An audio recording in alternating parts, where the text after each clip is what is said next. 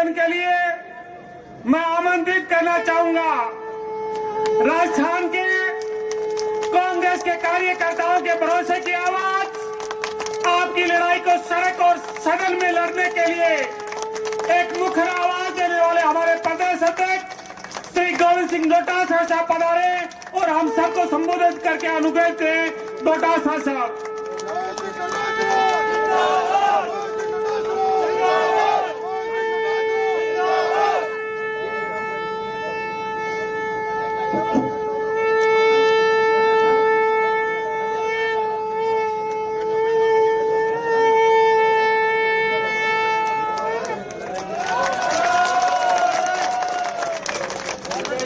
हमारे नेता प्रतिपक्ष सम्माननीय टीकाराम जूली साहब,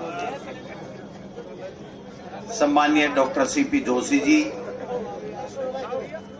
ऋतिक मकवाना साहब, हरीश चौधरी जी, वीडी कल्ला साहब, धीरज गुजर जी, प्रताप सिंह जी, हमारे जयपुर शहर के जिला अध्यक्ष सुनील शर्मा जी, जयपुर ग्रामीण पश्चिम के जिला अध्यक्ष विद्याधर चौधरी जी,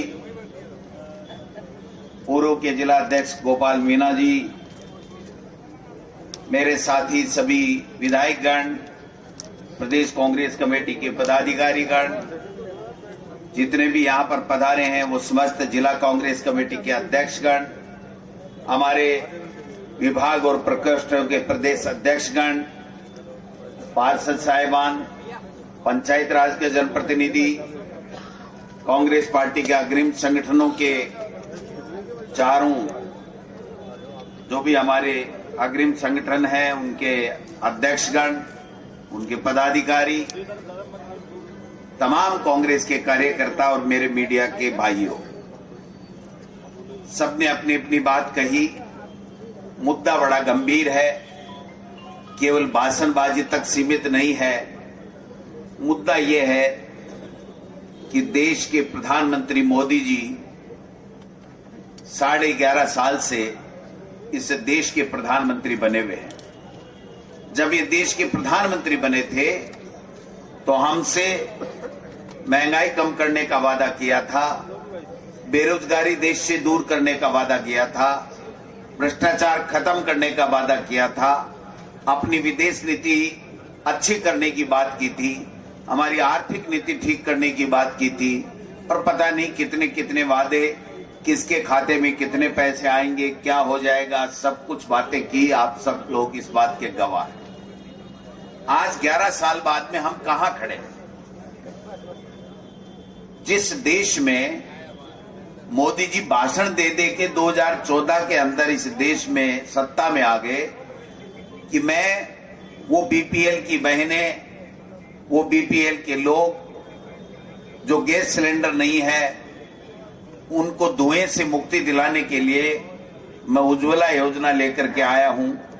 तमाम माता बहनें इस देश में रहने वाली सब गैस के चूल्हे के ऊपर अपनी खाना पकाएं और अपने बच्चों का पालन पोषण करें। मैं समझता हूं कि आज उस गैस के लिए बड़े बड़े उद्योग हो, चाहे आम व्यक्ति हो, सब परेशान है। लेकिन मोदी जी को कोई फर्क नहीं पड़ता है। उनको केवल जुमले देने हैं, उनको केवल झूठ बोलना है। न उनकी कोई विदेश नीति है, न उनकी कोई किसानों के प्रति जो आमदनी दोगुनी करने की बात थी उसके बारे में कोई है। केवल और केवल योजनाओं का नेम चेंज कर दो, पॉलिसी चेंज कर दो, अमेरिका घूम लो, चाइना चले जाओ, दूसरे देशों में चले जाओ, और वहां से एक जो हमारे पहले स्कूल के अंदर 5वीं, 6वीं, 7वीं, 8वीं के अंदर एक जो बच्चा थोड़ा ठीक ठाक होता था उसको एक मेडल देते थे धीरे से, और एक पेंसिल और एक रबड़, एक कॉपी देते थे उसको थोड़ा बहुत। तो ये जाकर के वो 5वीं, 6वीं क्लास वाला जो बच्चा मेडल पहनता था वो मेडल पहन करके हाथ हिला के 8,000 करोड़ रुपए के जहाज में वापस आ जाते हैं। आज देश के लोग नोटबंदी में कतारों में लगे।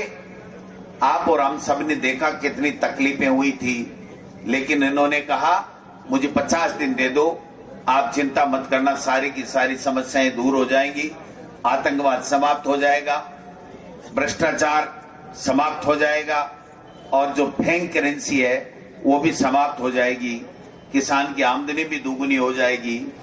आज हम देख रहे हैं कि एक भी उनमें से एक समस्या का समाधान हुआ हो तो आप बता दीजिए। उसके बाद में इन्होंने किस प्रकार कोरोना के अंदर पहले तो परवाह नहीं की। हमारे नेता राहुल गांधी जी ने कहा कि ये वैश्विक महामारी है, हम बड़े संकट में आने वाले हैं, लॉकडाउन लगना चाहिए।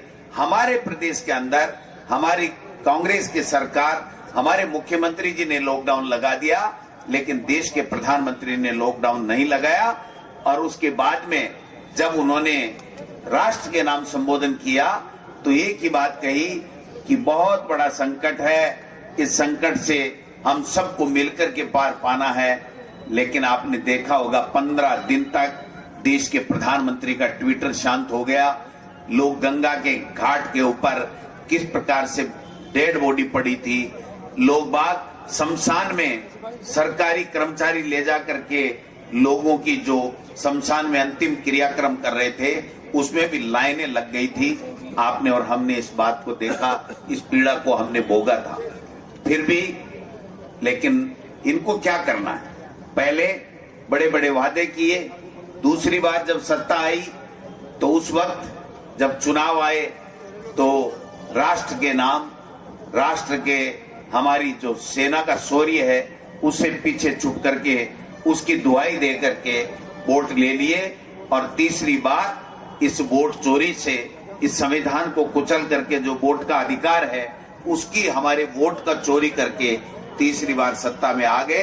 और अब सिलेंडरों के लिए, हमारी गाड़ी में सीएनजी गैस भरवाने के लिए, पेट्रोल और डीजल के लिए ये सब में लाइनों में लगवा दिया। लाइनों में नहीं लगवा दिया, लाइन में लगना कोई बात नहीं, लेकिन लाइन के बाद में अब जो महंगाई की मार हम पे पड़ने वाली है उसको सोच करके रूह कांप उठती है कि हम कहां थे और कहां आ गए। आज इस देश के प्रधानमंत्री की नीति के कारण से, गलत नीति के कारण से आज पूरी दुनिया में हमारी हंसी उड़ाई जाती है। सोशल मीडिया पे अगर हम थोड़ी देर के लिए देख लें तो प्रधानमंत्री जी के लिए किस प्रकार के शब्दों का प्रयोग किया जाता है, हमारा शर्म से सर झुक जाता है कि एक ऐसा प्रधानमंत्री हमें मिला है जिसकी कोई न नियति ठीक है, न नीति ठीक है, न उसका कार्यक्रम ठीक है। मैं आपसे निवेदन करना चाहता हूं कि किसी भी देश में अगर देश प्रगति करता है, 2047 की बात कर रहे हैं, आप 2047 की बात कर रहे हो, लेकिन 2047 के लिए आपको 2 साल 4 साल के माइलस्टोन तो तय करने पड़ेंगे कि हमको किस प्रकार 2047 में किस आत्मनिर्भर भारत की स्थिति में पहुंचना है, तो उसके लिए क्या करना चाहिए। जैसे ये पेट्रोल और डीजल का और जो गैस का जो संकट आया उसमें 2-3 बात मैं कहना चाहता हूं कि जब मनमोहन सिंह जी देश के प्रधानमंत्री थे तब हमारे पास में जो स्टोरेज था, यहाँ पर पेट्रोल और डीजल का 73 दिन का यहाँ पर देश के अंदर स्टोरेज की व्यवस्था थी। आज हम 11.5 साल बाद में अगर बात करें तो वही 73 दिन की स्टोरेज है। और जिस दिन ये युद्ध शुरू हुआ उस दिन केवल 42 यानी 42 दिन का स्टोरेज इनके पास में उपलब्ध था। जब इजराइल गए और पता लग गया कि किस तरीके का माहौल है, और यहीं से पता लग जाता, आम आदमी को पता लग रहा था कि खाड़ी देशों में युद्ध शुरू होने वाला है, तो चलो आपने 11 साल में 1 लीटर भी स्टोरेज का व्यवस्था नहीं की, लेकिन आप कम से कम वो 73 दिन की व्यवस्था तो कर सकते थे, वो व्यवस्था भी इन्होंने नहीं की, जिसके कारण से आज हमारे पास में केवल 24 दिन का पेट्रोल और डीजल की व्यवस्था है। गैस की बात कह रहे हैं, आज जो गैस के जो वहां पर वापस आना शुरू हुआ है, वो ये कोई मोदी जी की मेहरबानी नहीं है, ये मोदी जी की मेहरबानी नहीं है। इसके पीछे 2 कारण हैं। एक कारण तो ये है कि 5 साल पहले इन्होंने ईरान से गैस लेना बंद कर दिया था, अब वापिस इन्होंने वो जो प्रतिबंध लगाया हुआ था वो प्रतिबंध हटा दिया, तो ईरान की गैस लेने के लिए हम लोगों ने सरेंडर कर दिया। इसलिए जब पहले बंद किया, अमेरिका के दबाव में बंद किया, अब चालू किया, तो एक कारण तो ये बन गया कि ईरान को लगा कि चलो हमारा मार्केट वापस खुला है। और दूसरा, जो इंडिया के लोग चाहे वो जम्मू कश्मीर हो, चाहे दूसरी जगह हो, चाहे हमारे लोग ईरान में रहते हो, उन सभी लोगों का दबाव बढ़ा वहां की सरकार के ऊपर कि भाई हम आपके लिए हैं, हमारी जो मित्रता है उसकी वजह से हम आपको सपोर्ट जो कर रहे हैं, आप सही हो। अमेरिका दादागिरी कर रहा है, ट्रंप दादागिरी कर रहा है, आप हमारे को बख्शो, तब जाकर के और वापिस ये केस के और पेट्रोल के जहाज आने लगे हैं। मोदी जी की, अमित शाह की कोई मेहरबानी नहीं है। इनको तो ईडी, सीबीआई, इनकम टैक्स और एक आजकल और सोशल मीडिया पे चल रहा है एक चस्का जो प्रधानमंत्री जी को लगा हुआ है, उसकी चर्चा मैं करना ठीक नहीं समझूंगा। उसकी चर्चाएं हैं, इसके अलावा इनकी कोई चर्चाएं इस देश के अंदर नहीं है। आज जब लोकसभा की बात आई तो राहुल गांधी जी ने कहा कि आप सर्वदलीय बैठक बुलाइए, हमसे चर्चा कीजिए, आप देश के अंदर कोई संकट आने वाला है तो हम मिलकर के मुकाबला करेंगे। तब खिल्ली उड़ाई गई थी राहुल गांधी जी की कि ये तो हर टाइम राजनीति करते रहते हैं और इसमें भी इनको राजनीति दिख रही है। हमारे यहाँ कोई संकट नहीं है, हमारे यहाँ कोई सर्वदलीय बैठक की आवश्यकता नहीं है। और जब दिक्कत आई कि अब जूते पड़ेंगे, अब लोग बात सोशल मीडिया पे और तरह तरह से इनकी गलत नीति को जब कोसने लग गए और इनको लगा पार नहीं पड़ेगी, तब इन्होंने वहां पर सर्वदलीय बैठक बुलाई और बैठक बुला के और वहां तो कहा कुछ भी नहीं है, कोई दिक्कत नहीं है, आप निश्चिंत रहें। और देश के प्रधानमंत्री, जो मैं बोलना चाह रहा हूं, जो सुनने वाली बात है, देश के प्रधानमंत्री लोकसभा में और राज्यसभा में खड़े होके कह रहे हैं कि जैसे कोरोना में हमारी तकलीफ बढ़ी थी, उससे भी ज्यादा बड़ी तकलीफ हमारे देश के लोगों को आने वाली है। तो मैं पूछना चाहता हूं कि पहले आपने माना नहीं, उसके बाद में माना तो सर्वदलीय बैठक में नकार दिया समस्या को, और राज्यसभा और लोकसभा में आप खड़े होकर के कहते हो कि तैयार हो जाओ, जैसे पहले संकट था उससे भी बड़ा इस देश के लोगों पे संकट आने वाला है। और मुझे तो हंसी आ रही थी। मैं मुख्यमंत्री जी से पूछना चाहता हूं, मुख्यमंत्री जी 4 दिन पहले आप गए, आपको डांटी पड़ी वहां पर दिल्ली में कि आप कर क्या रहे हो। यहां पर जो समाचार आ रहे हैं, लोग परेशान हो रहे हैं, गैस की कालाबाजारी हो रही है, पेट्रोल डीजल की दिक्कतें आ रही हैं, महंगाई से लोग मर रहे हैं, लोग परेशान हैं, आप कर क्या रहे हो। तो इन्होंने देखा अब क्या कहूं, मेरे पास तो कुछ इलाज है भी नहीं, क्योंकि इनको ध्यान में भी नहीं है करना क्या है, कैसे करना है। क्योंकि इनको तो बैठाया गया था कि तेरे को तो बैठे रहना है, घूमना है हेलीकॉप्टर में, तो जाकर के सर्वदलीय बैठक बुला ली। जूली साहब ने कहा कि मुख्यमंत्री जी का फोन आया। मैंने कहा आपके पास फोन आया तो आपको जाना चाहिए, क्योंकि ये हमारी स्वस्थ परंपरा है और हम लोग एक दूसरे को ऐसे समय में कोऑपरेट भी करते हैं। जूली जी गए, हमारे उपनेता रामकेश मीणा जी गए और मुख्यमंत्री जी ने वही बयान पढ़ दिया जो वहां सर्वदलीय बैठक में पढ़ा कि कोई दिक्कत है ही नहीं। तो भाई ये तय बता दो कि दोनों सर्वदलीय बैठक में आपने कहा यहाँ की इंजन की सरकार और वहां की इंजन की सरकार, डबल इंजन है, कि कोई दिक्कत नहीं है, तो फिर देश के प्रधानमंत्री नरेंद्र मोदी का राज्यसभा और लोकसभा में दिया गया भाषण सच्चा है या वो झूठा है, ये बात आपको तय करनी है, हम सबको लोगों के बीच में लेकर के जानी। जब देश का प्रधानमंत्री कह रहा है कि बहुत बड़ा संकट आने वाला है और हमारा नेता राहुल गांधी जी कह रहा है ये चुनाव हो जाने दो, बंगाल के, केरला के चुनाव हो जाने दो, उसके बाद में देखना तेल की क्या कीमत हो जाएगी, महंगाई डाइन बन करके हमको डसने का काम करेगी, और ये झोला उठा के नहीं चल दे तो मुझे बता देना कि गोविंद डोटासरा सही समाज में तू क्या कह रहा था। इनका अंत आ गया है, ये झूठ बोलते बोलते बोलते बोलते अपने माँ बाप का नाम भी झूठ बोलने लग गए। अरे कम से कम जिसने जन्म दिया उसका तो सच बोलो। आप विदेश में जाके झूठ बोल रहे हो, वहां तक समझ में आ रहा है। बीजेपी की आप लोग सभाओं के अंदर झूठ बोलते हो, वहां तक भी समझ में आ रहा है, लेकिन आप लोकसभा और राज्यसभा में भी झूठ बोलने का काम कर रहे हो, देश के लोगों को गुमराह करने का काम कर रहे हो, ये बात समझ से परे है। इसलिए मैं आप सबसे निवेदन करना चाहता हूं कि जिलों के अंदर कार्यक्रम हुए, अच्छी बात है, होने चाहिए और ज्यादा बढ़िया होने चाहिए थे, मैं एक बात निवेदन करना चाहता हूं कि जिस जिला अध्यक्ष में जब ऐसे संवेदनशील मुद्दे के ऊपर अगर 500 से कम संख्या वहां पर होती है तो वो सफल धरना प्रदर्शन नहीं किया जा सकता है। ये मैं निवेदन करना चाहता हूं।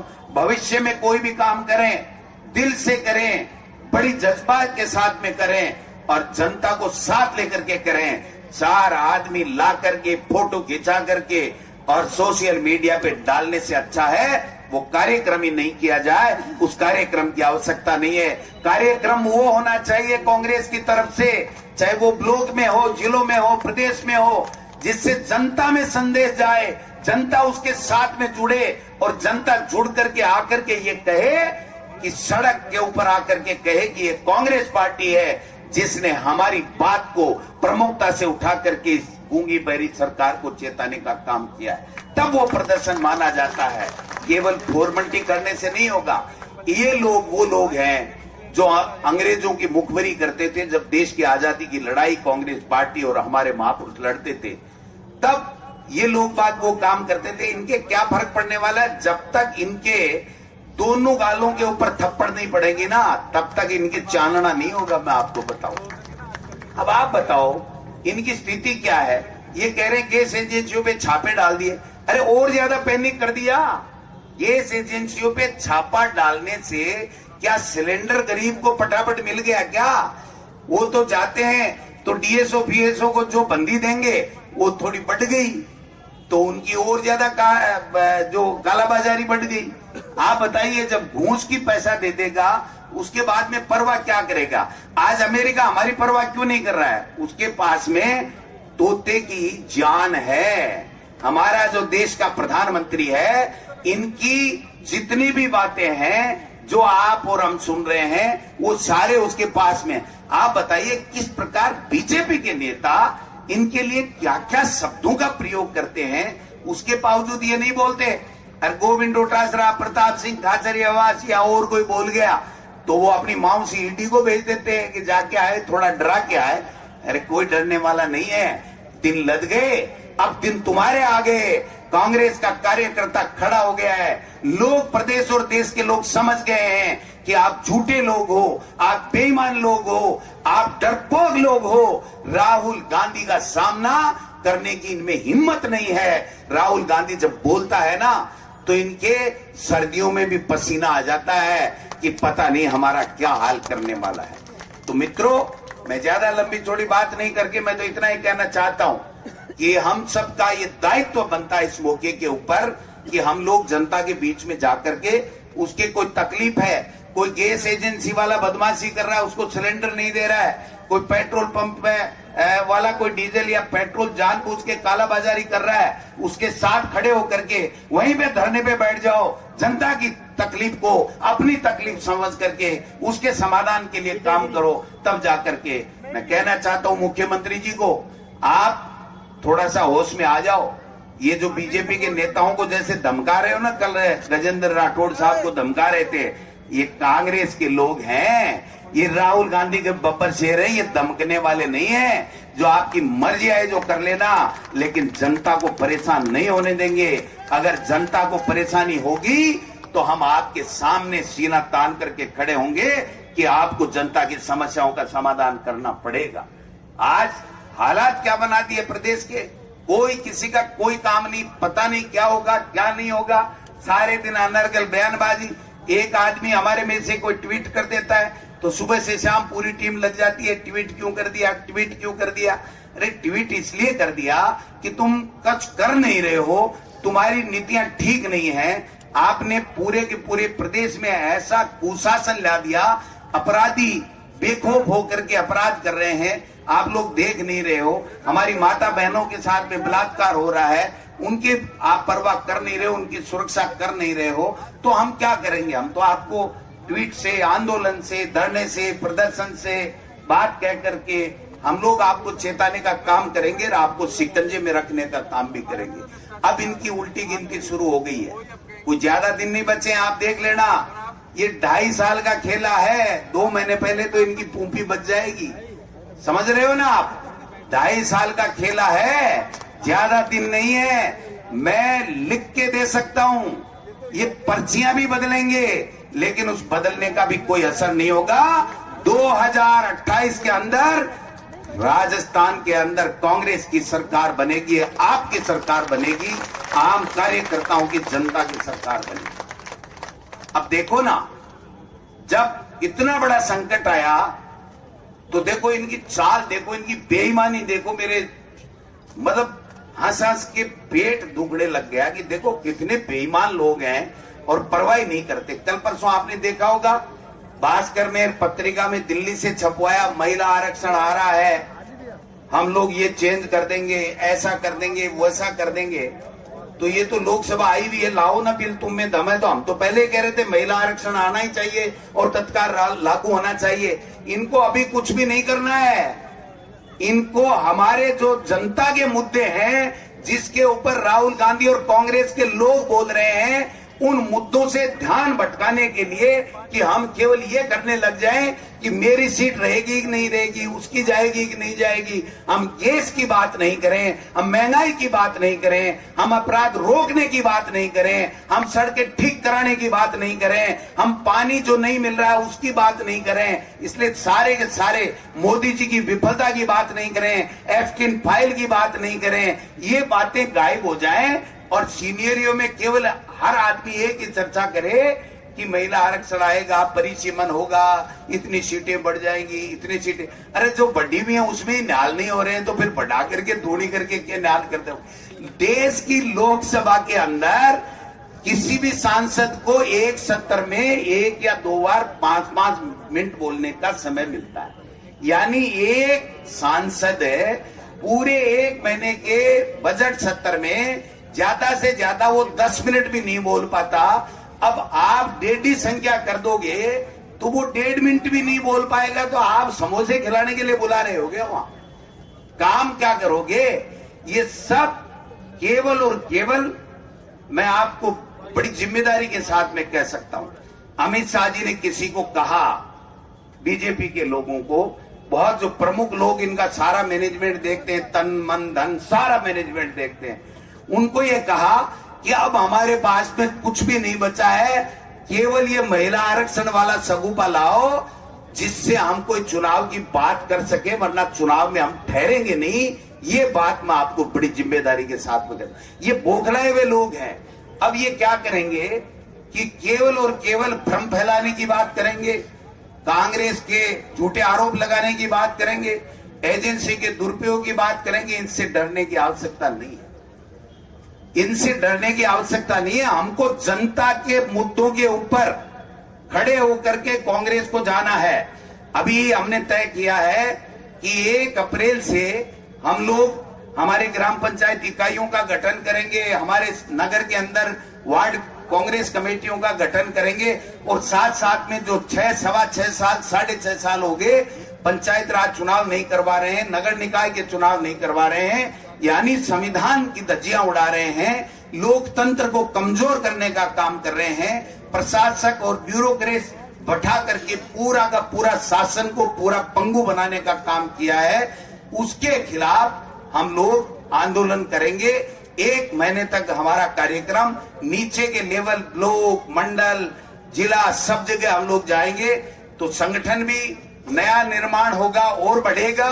और जनता ये चाहती है कि भाई हमारे सरपंच क्यों नहीं है, हमारे प्रधान क्यों नहीं है, हमारे जिला प्रमुख क्यों नहीं है, हमारे पंचायत समिति के मेंबर, जिला परिषद मेंबर, हमारे पार्षद क्यों नहीं है।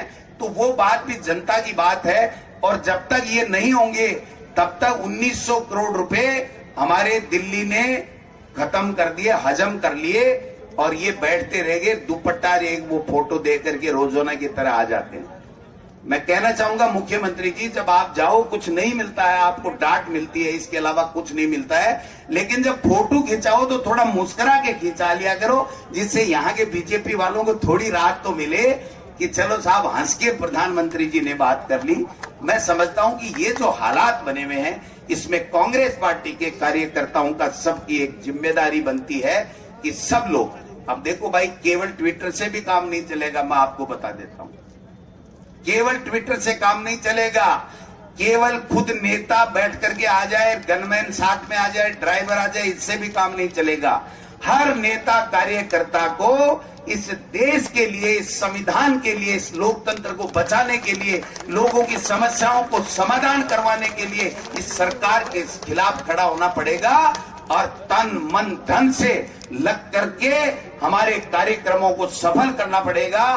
तब जाकर के हमारी सरकारें आएंगी, और सरकार आएगी तो आप मान के चलो कि ये उसके बाद में दोबारा 20-30 साल तक नाम बदल के आ सकते हैं। भारतीय जनता पार्टी के नाम से 2028 और 29 के बाद में इस देश या प्रदेशों में कोई सरकारें नहीं बढ़ेंगी। ये मैं आपको कहना चाहता हूं। इतना बड़ा चेंजेस आने वाला है। केवल और केवल एक आडंबर, मैनेजमेंट, भ्रम, झूठ, डर, ये सारा एक बना करके इन्होंने एक तरीके से बना रखा है। इसको कांग्रेस के हर कार्यकर्ता को इस जाल को तोड़ने की आवश्यकता है। इनको भ्रम के जो जाल फैला रखा है उससे निडर होकर के आगे बढ़ करके जनता के बीच में जाने की आवश्यकता है।